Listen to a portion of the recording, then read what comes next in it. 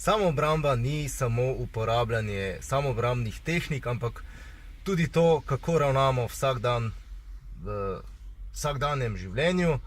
Torej, če se vozimo z avtom, je prva stvar, ki jo lahko naredimo, tole.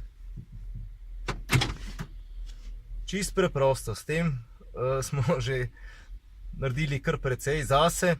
In zakaj? Torej, če smo na parkirišču, če se vsedemo noter v avto in če ne zaklenimo teh vrat, preden se sploh pripasamo, se nam lahko prisede odzadaj z lahkoto še kakšen drug človek, ki ne spada v naš avto in ki nam lahko potem seveda grozi z raznimi orožji. Torej, prva stvar, ki vam jo svetujem, da naredite, ko se vsedete v avto, je, da se enostavno zaklenete takoj. Šele potem se pripasate in šele potem se tudi odpeljete.